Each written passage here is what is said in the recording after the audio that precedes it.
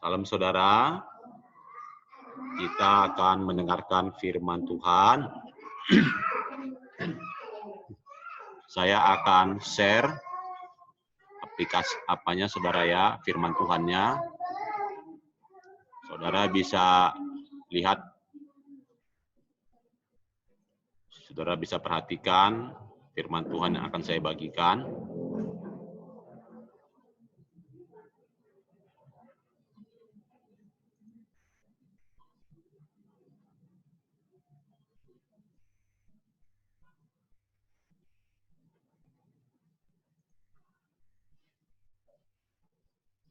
Sabar menunggunya, saudara ya.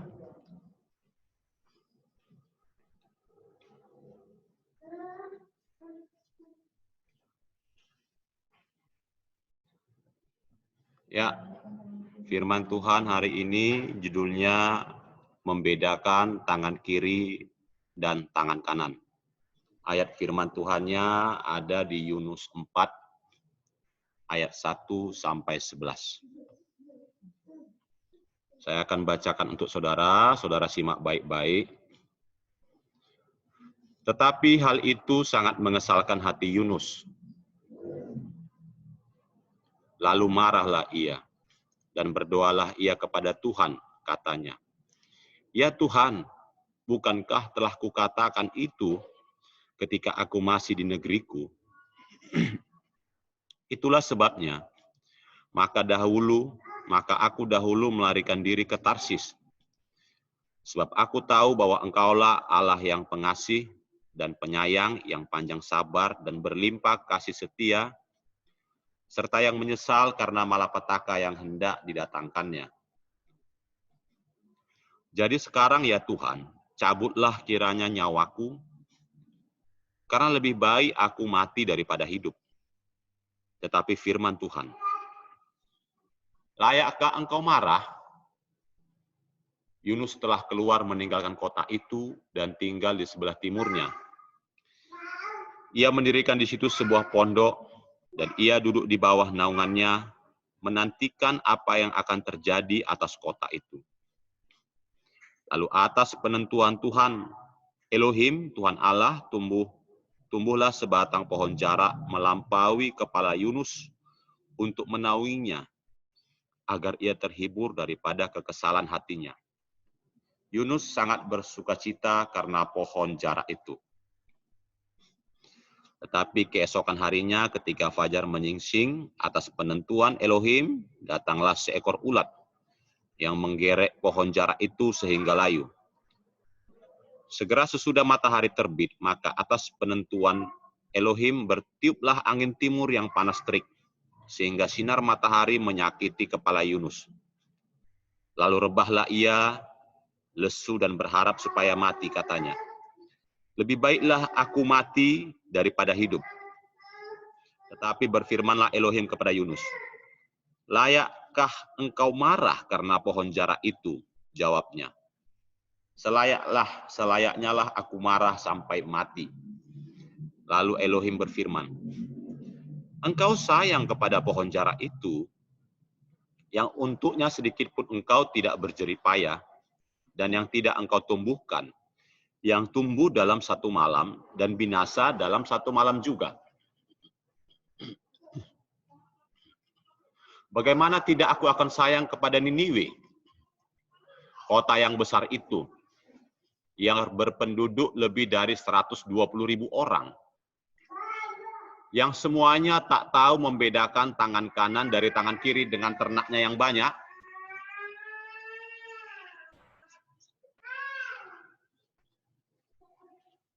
Saudara, ini cerita tentang Nabi Yunus. Yang kita tahu, saudara, bahwa Nabi Yunus itu pernah disuruh Tuhan untuk ke Niniwe, tapi dia melarikan diri ke Tarsis. Sampai akhirnya dia terpaksa, saudara, ditelan ikan yang besar. Setelah 3 hari, 3 malam, baru dia keluar, bertobat, saudara. Nah, saudara, kota Niniwe Ya, kita belajar sejarah sedikit, saudara ya, kota Niniwe. Nah, ini kota Niniwe, saudara, sebuah ibu kota. Ya, ini didirikan oleh Nimrod. Nah, Nimrod ini, saudara bisa baca nanti di Kejadian 2 atau Kejadian 3, saudara ya.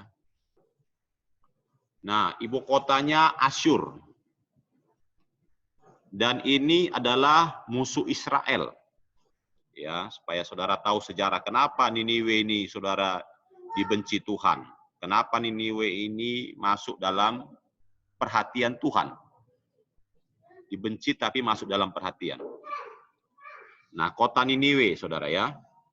Nah, Raja Asyur Niniwe ini, dan katanya, saudara, menurut informasi saya cari, saudara, saya sudah cari infonya, bahwa Yunus ini hidup pada masa Raja Israel, Yerobeam.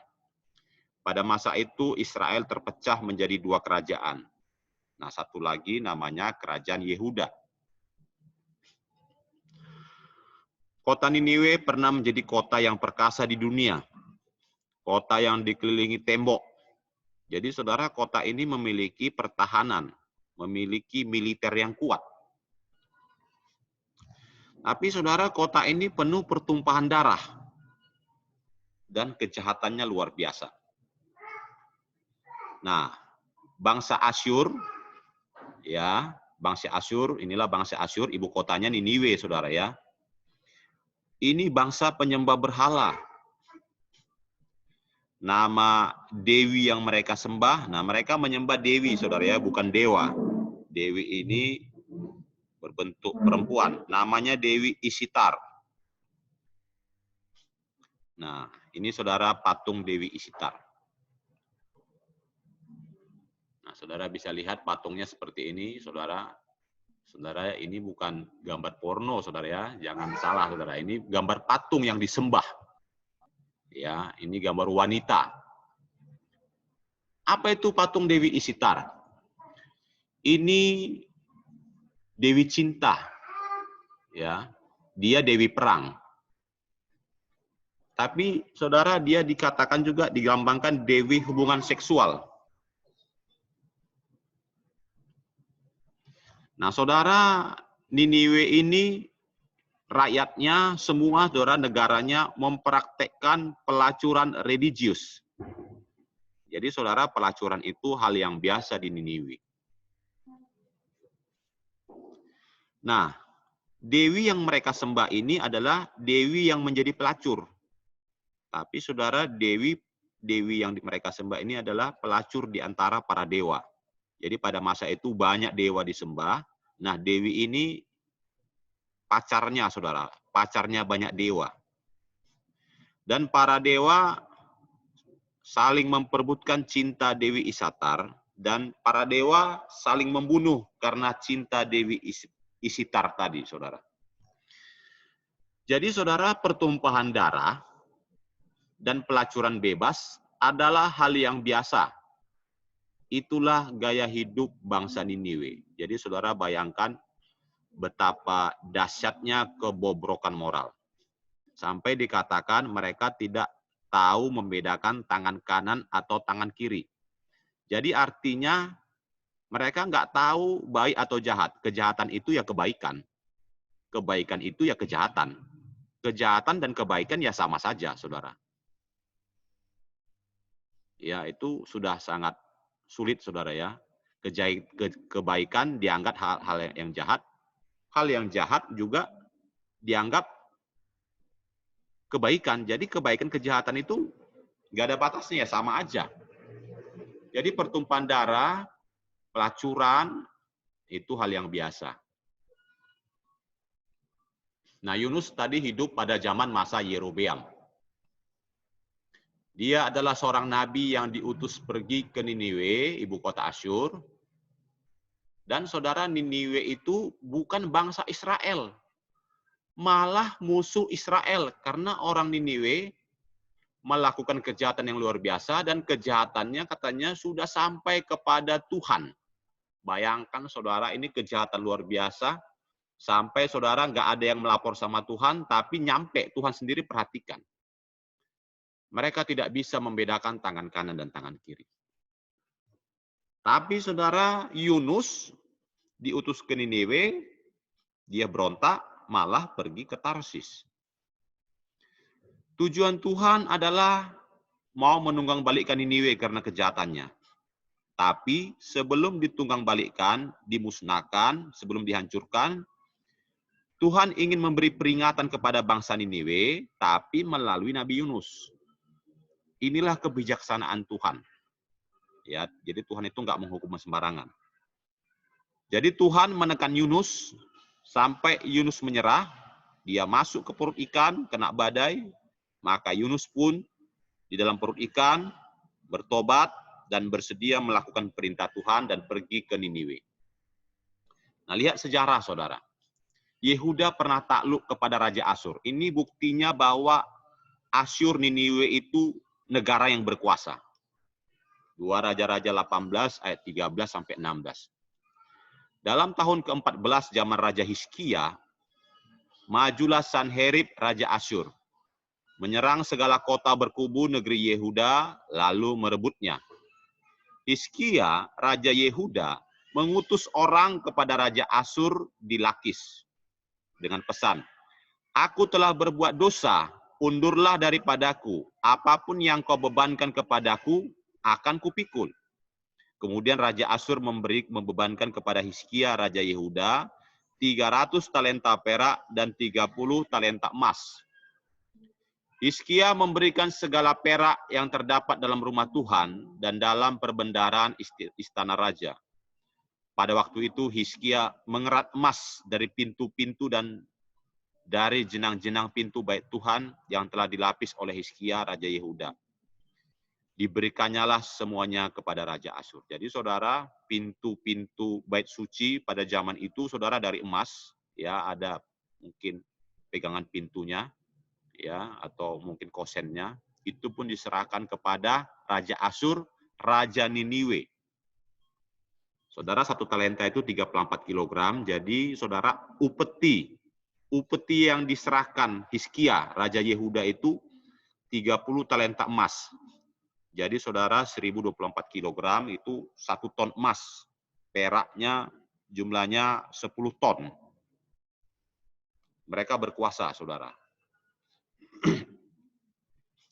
Nah, ketika Yunus di perut ikan, ya, ditelan ikan yang besar, berdoalah Yunus kepada Tuhan. Ya, ini doanya saudaranya. Doa dia di perut ikan, ya. Dari dalam perut ikan itu. Katanya, "Dalam kesusahan aku berseru kepada Tuhan, dan ia menjawab aku dari tengah-tengah dunia. Orang mati aku berteriak, dan kau dengarkan suaraku. Telah kau lemparkan aku ke tempat yang dalam, ke pusat lautan. Lalu aku terangkum oleh arus air, segala gelora dan gelombangmu melingkupi aku. Dan aku berkata, telah terusir aku dari hadapan matamu. Mungkinkah aku memandang lagi bait-Mu yang kudus? Tetapi aku dengan ucapan syukur akan kupersembahkan korban kepadamu. Apa yang kunazarkan akan kubayar. Keselamatan adalah dari Tuhan." Lalu berfirmanlah Tuhan kepada ikan itu, dan ikan itu pun memuntahkan Yunus ke darat. Inilah pertobatan Yunus, lalu ia pergi ke Niniwe, saudara. Nah, kita lihat kronologis Yunus. Ya, ini penting kita ketahui, saudara, ya.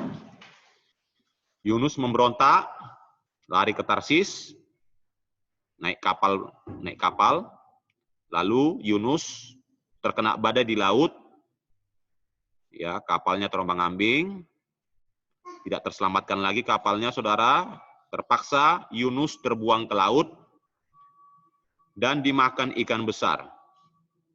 Nah, di dalam ikan besar itu dia, saudara, bertobat, saudara, ya, berdoa bertobat dan hancur hati. Nah, ya, lalu dikatakan di situ Yunus bersyukur.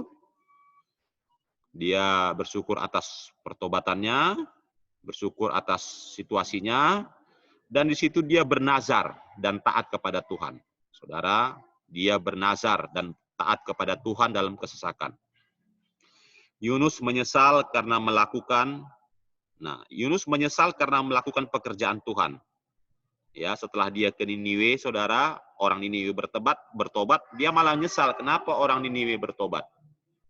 Malah dikatakannya dia pingin mati, saudara, karena orang Niniwe bertobat. Dia menyesal melakukan pekerjaan itu. Yunus marah kepada bangsa Niniwe. Yunus marah kepada orang lain yang bertobat. Yunus marah kepada Tuhan. Bahkan dia memilih lebih baik mati. Ya, ini kronologis Yunus pada cerita ini, saudara ya. Nah, saudara, di dalam perut ikan, Yunus berdoa dan dia mendapat jawaban doa yang spektakuler. Ini jawaban doa spektakuler, saudara. Dalam perut ikan nggak mati. Ya, saudara, dapat mujizat. Malah dia bisa keluar dari perut ikan. Ini luar biasa. Ya. Dia di dalam pencernaan ikan nggak mati, saudara ya. Itu pasti sangat gelap dan bau. Jadi saudara, doanya dijawab. Ini satu gambaran, saudara, doa seseorang yang terjawab bukan suatu ukuran bahwa karakter dan hidupnya berkenan kepada Tuhan. Ya, saudara, ini jawaban doa spektakuler, selamat dari maut. Tapi saudara, udah selamat dari maut, dia ngeluh sama Tuhan. Jadi saudara, doa seseorang yang terjawab bukan suatu ukuran bahwa karakternya dan hidupnya berkenan kepada Tuhan. Nah, apa hubungannya, saudara? Saya mikir-mikir, saudara. Seandainya Yunus ini pada masa itu atau hidup pada masa kini, ini pasti sudah bersaksi di mimbar gereja. Mungkin yang disaksikannya adalah doa yang dijawab Tuhan dan kesaksian dia dibebaskan ikan besar. Saya nggak bilang ikan paus, saudara ya, karena nggak ada tulisan ikan paus. Ikan besar. Dia mungkin akan memotong atau menambahi kesaksiannya. Lalu efeknya, orang akan salut kepadanya. Orang memuji Tuhan, tapi sambil juga memuji dirinya. Saudara, seringkali tanpa sadar, banyak orang menyaksikan kuasa dan mujizat Tuhan dalam hidupnya. Tapi saudara, sambil mencari keuntungan, kemegahan diri dari kesaksiannya tersebut. Nah, efek dari kesaksian tersebut, banyak orang yang akan mencari-cari kuasa dan mujizat Tuhan di dalam hidupnya. Menginginkan jawaban doa yang spektakuler. Semua orang pingin tampil hebat. Pingin tampil rohani. Pingin dilihat orang sebagai orang yang beriman luar biasa. Jarang sekali orang menyaksikan dengan seimbang. Ya, saya garis bawah ini, saudara ya, pakai garis kuning, warna kuning, menyaksikan dengan seimbang kesaksian hidup. Dia mengalami kemurahan Tuhan, tapi di balik kemurahan Tuhan, dia sebenarnya sengaja melakukan kejahatan dan kelemahan yang diakui dengan jujur. Jadi orang, saudara, jarang mengakui kelemahan dengan jujur dan kejahatannya, saudara. Banyak orang cuma bersaksi betapa hebatnya Tuhan menolong dia. Saudara, hati manusia sering ada liciknya, saudara. Ya, saya juga tidak bilang hati saya itu bersih-bersih sekali. Hati saya juga ada liciknya. Hati kita ada liciknya. Dan yang berkenan di hati Tuhan itu hati yang tulus. Tapi hati yang tulus itu, saudara, harus dilatih. Harus sering introspeksi hati di dalam hadirat Tuhan. Jadi saudara, kita harus sering introspeksi diri kita, hati kita waktu kita berdoa, saudara. Supaya kita berkenan. Saya mau bertanya pertanyaan ini untuk direnungkan bersama. Jawab dalam hati aja, saudara ya. Pernahkah saudara baru saja bersaksi tentang kebaikan Tuhan, tapi saudara merasa berdosa di hadapan Tuhan, hampir bersaksi tapi rasanya, loh kok ada merasa berdosa ya? Yang kedua, pernahkah saudara merasa menyesal dengan suatu keputusan dan kesal kepada Tuhan karena suatu situasi yang tidak cocok dengan harapan saudara? Saudara mengharap A, tapi rupanya kejadiannya B. Lalu saudara menyesal dengan keputusan yang saudara buat, ya. Lalu saudara nganggap, kok Tuhan tidak mendukung aku ya? Kok Tuhan tidak jawab doaku ya?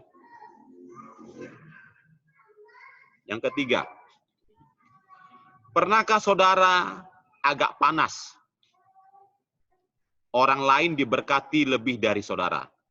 Padahal orang itu bukan Kristen. Ya, tapi lebih diberkati dari saudara. Yang berikutnya, pernahkah saudara mengharap Tuhan membalas kebaikan saudara di masa lalu atas kesulitan saudara di masa kini? Ya, maksudnya begini, saudara. Saudara sudah banyak buat baik pada zaman dulu. Ya, buat baik sama orang, nolong orang, buat begini, buat begitu. Lalu saudara pada masa sekarang kesulitan. Lalu saudara berdoa sama Tuhan, Tuhan aku dulu sudah banyak buat begini, sudah aku tabur yang baik Tuhan. Aku mengharapkan sekarang ini aku masa kesulitan, aku menua yang baik Tuhan, tolonglah aku. Jadi saudara tanpa sadar, kita membuat seolah-olah Tuhan itu perlu diingatkan.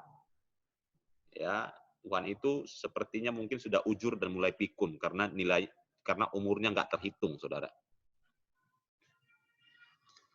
Saya terus terang, saudara, saya pernah melakukan semuanya pertanyaan di atas. Ya, saya pernah bersaksi, ya, saya ingat sekali saya pernah bersaksi tentang bagaimana saya lulus kuliah. Ya, perjuangan saya bukan lulus kuliah, saudara. Saya lulus untuk menang UMPTN. Habis saya bersaksi, saya merasa berdosa. Wah, saya merasa ada kesombongan terselip. Kesombongan untuk diakui supaya saya pintar, saudara. Ya, saya pernah membeli sesuatu, beli ladang, menyesal. Rupanya ladang itu laku, berguna untuk beli ladang lebih besar. Saya bersyukur. Ya, tapi setelah beli ladang besar, rupanya ladang yang lebih besar itu malah nggak berguna. Malah saya berharap, oh Tuhan, kenapa Tuhan ini salah keputusan? Ya, sepertinya kok Tuhan nggak nolong. Ya, saya rasa akhirnya saya bertobat lagi. Saya rasa Tuhan itu nggak mungkin tidak bijaksana dalam situasi saya. Dia nggak nolong, itu hak Tuhan. Waktu saya jualan di pajak dulu, saudara, saya pernah melihat tetangga saya di masa-masa bulan puasa lebih ramai dari saya. Dia bukan Kristen. Saya tidak menyalahkan dia, cuman hati saya panas. Tuhan, kenapa saya sepertinya kok kurang pembeli yang membeli ke toko saya, Tuhan. Nah, saya pernah mempertanyakan itu sama Tuhan. Seolah-olah Tuhan kurang bijaksana. Ya, saudara, itu semua hati yang licik, saudara. Hati yang licik, tapi kita nggak sadar.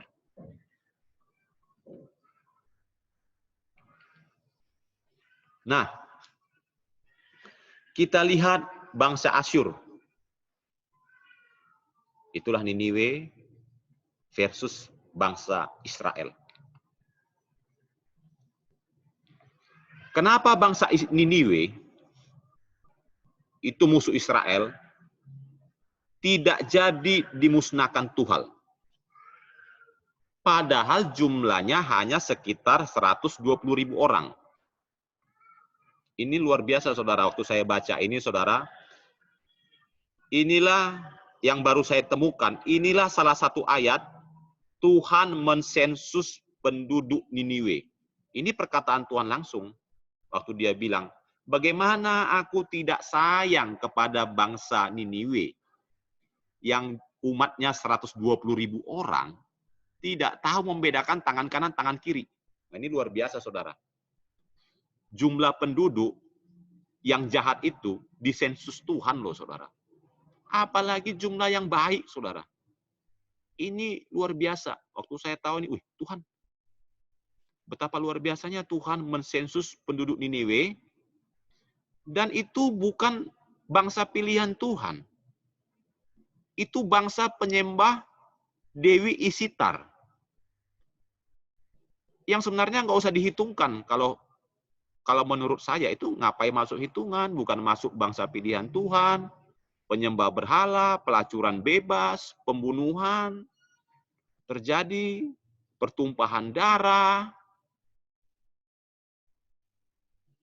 Ya, ngapain dihitung? Tapi ternyata saudara, Tuhan peduli, saudara. Ini luar biasa sekali, saudara. Tuhan peduli. Tuhan peduli sama orang jahat.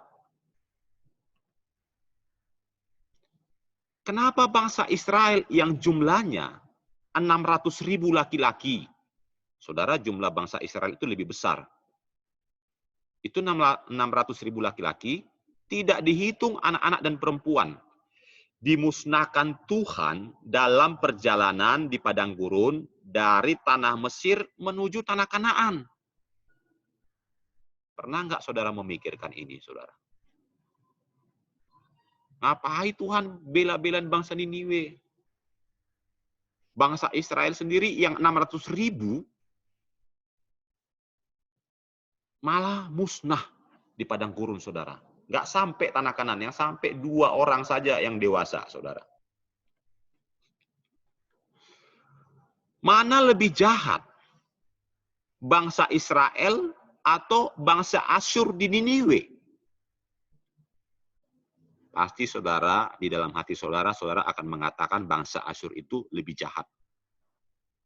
Kenapa? Pelacuran bebas, pembunuhan terjadi, darah orang tidak berharga. Dan bangsa Israel punya hukum Tuhan yang mereka dapatkan, saudara, di Gunung Sinai. Niniwe tidak punya hukum. Mereka bukan penyembah Elohim, bukan penyembah Yahweh. Mereka penyembah dewa. Gambar patungnya saja menjijikkan, saudara. Pernah saudara mikirkan ini, saudara?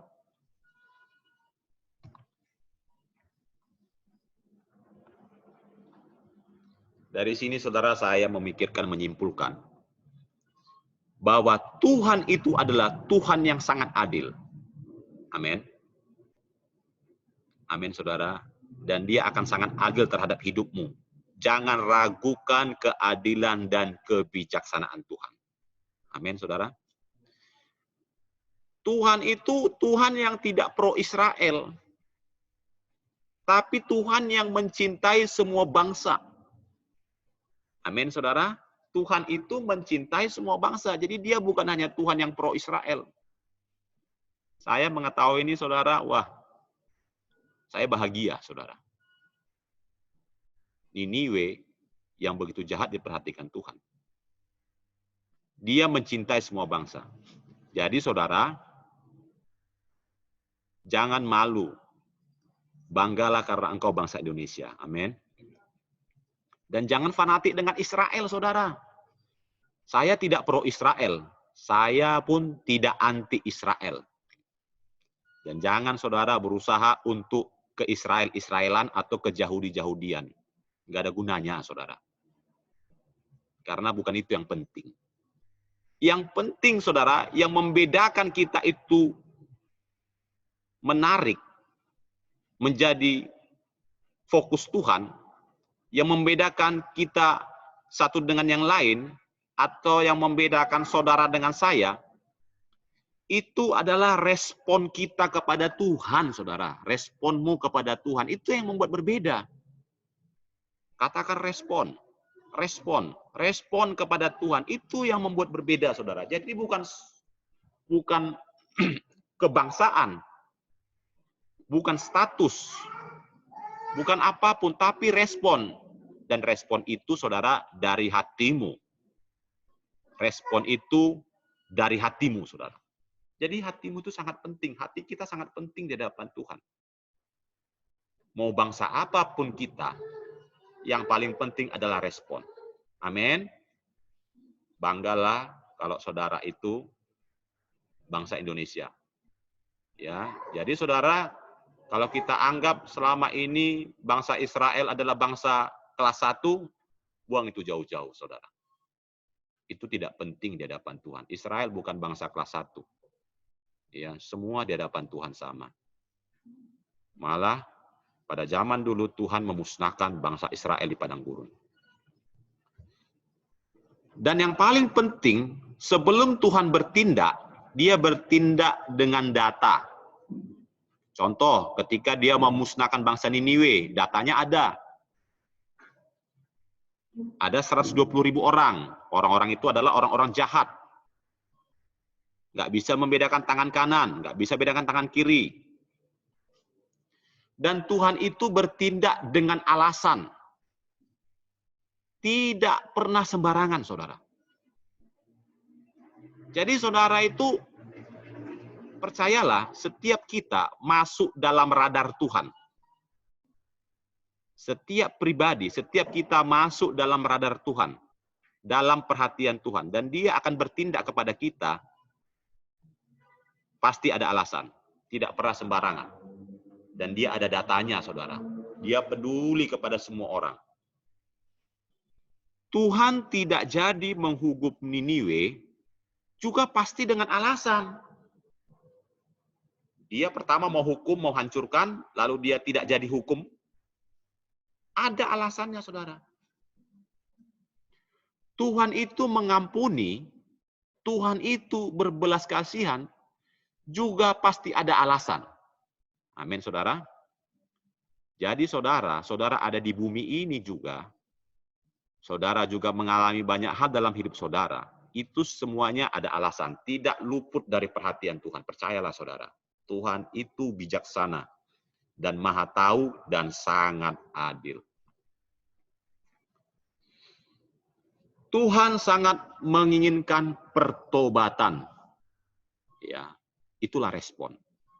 Pertobatan. Itulah respon hati, saudara. Amin. Amin, saudara. Hati manusia licik, saudara. Tuhan menginginkan pertobatan. Pertobatan yang bagaimana? Tuhan menginginkan pertobatan yang selalu berkembang. Dari model pertobatan anak-anak sampai pertobatan orang dewasa. Ya, pertobatan itu harus berkembang, saudara. Model pertobatan anak-anak sampai pertobatan orang dewasa. Ya, ini pasti saudara agak bingung, saudara ya. Nah, saya jelaskan, pertobatan seperti anak-anak itu adalah pribadinya yang belum ngerti yang baik dan yang jahat. Mungkin saja dia belum kenal betul orang tuanya dan situasinya. Nah, inilah pertobatan Niniwe, saudara. Pertobatan bangsa Niniwe. Jadi kejahatan bangsa Niniwe yang luar biasa itu, saudara, yang hampir dimusnahkan Tuhan, Tuhan itu sangat maklum. Kenapa, saudara? Karena mereka belum mengerti kebenaran. Makanya sebelum dimusnahkan, dikirimlah Yunus.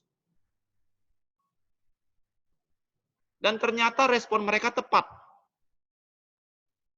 Jadi Tuhan itu nggak sembarangan memusnahkan. Dikirimnya dulu. Aba-aba, saudara, peringatan. Tuhan sangat maklum. Saya kasih contoh, saudara. Anak saya beraniman waktu kelas 1 SD,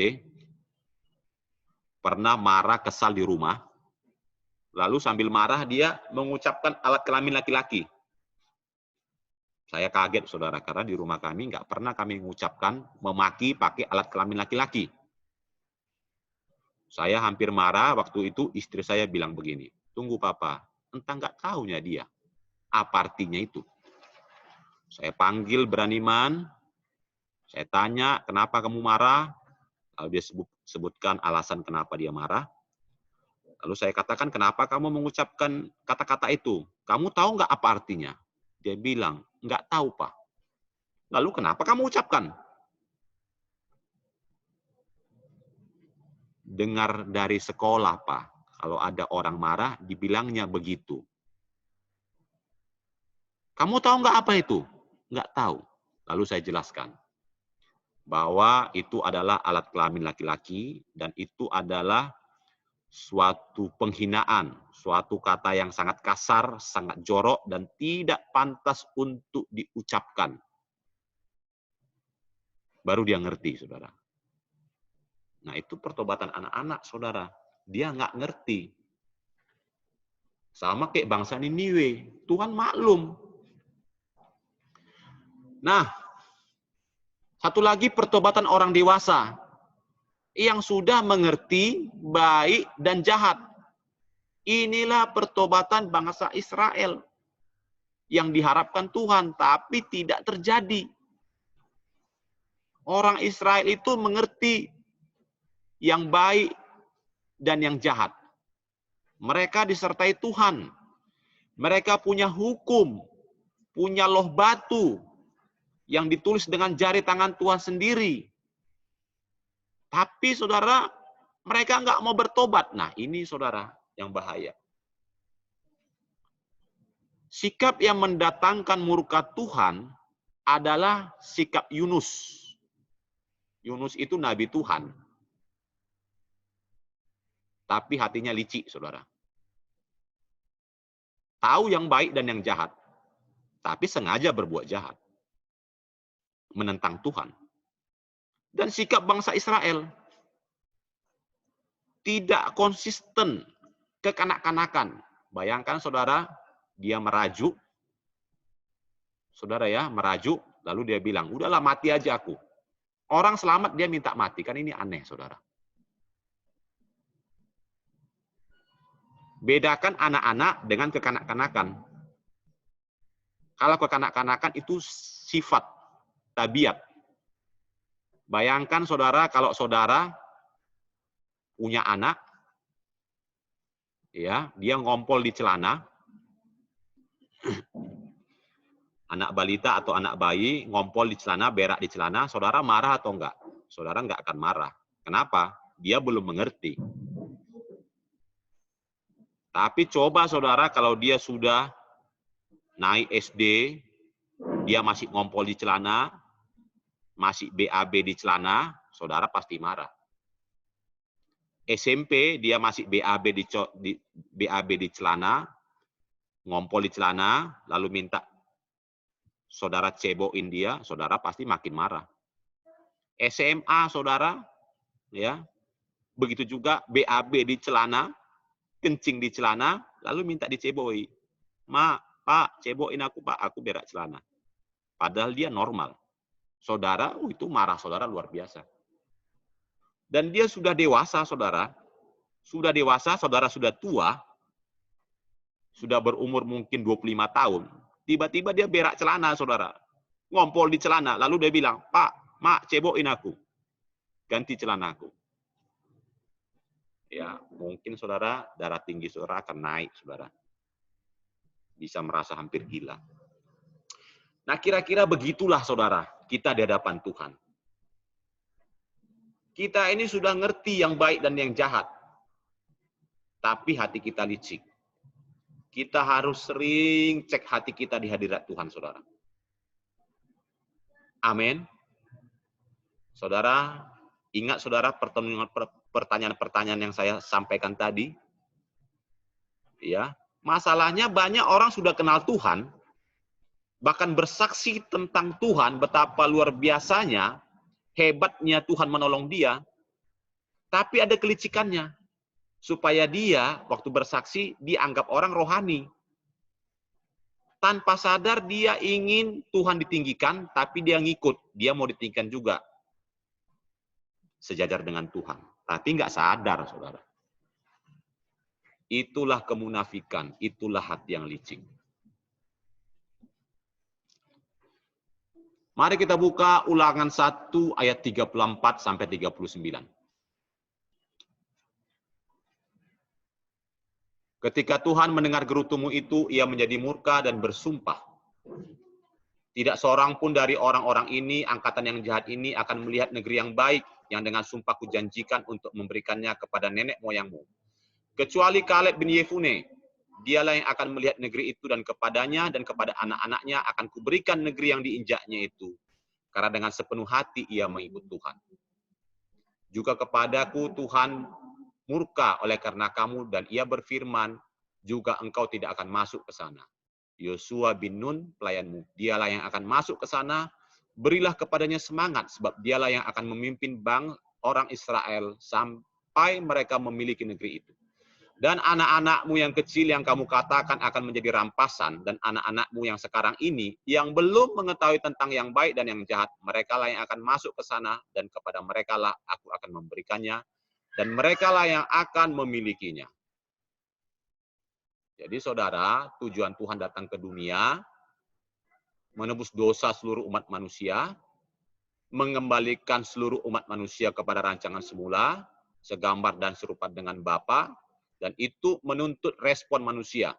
Respon manusia, pertobatan yang selalu berkembang, makin tajam, makin peka akan dosa. Tujuan Tuhan Yesus datang ke dunia memperbaiki hubungan manusia dengan Bapa, seperti doa Bapa kami, Bapa kita.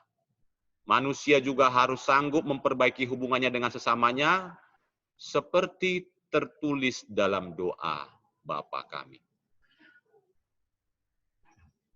Efesus 2 ayat 12-13, 19, bahwa waktu itu kamu tanpa Kristus tidak termasuk kewarganegaraan Israel, dan tidak mendapat bagian dalam ketentuan-ketentuan yang dijanjikan, tanpa pengharapan dan tanpa Allah di dalam dunia. Tetapi sekarang di dalam Kristus Yesus, kamu yang dahulu jauh sudah menjadi dekat oleh darah Kristus. Demikianlah kamu bukan lagi orang asing dan pendatang, melainkan kawan sewarga dari orang-orang kudus dan anggota-anggota keluarga Elohim, keluarga Allah. Kita jauh dan sekarang sudah dekat, saudara. Jadi masalah kebangsaan bukanlah masalah yang penting lagi, saudara. Tapi responmu lah yang paling penting. Responku, respon saudara. Mari saudara kita cek hati kita. Semakin tajamlah, semakin pekalah akan dosa, saudara. Semakin sering mengoreksi diri. Semakin bertobat dari hari ke hari. Haleluya. Demikian firman Tuhan. Mari kita bersatu dalam doa.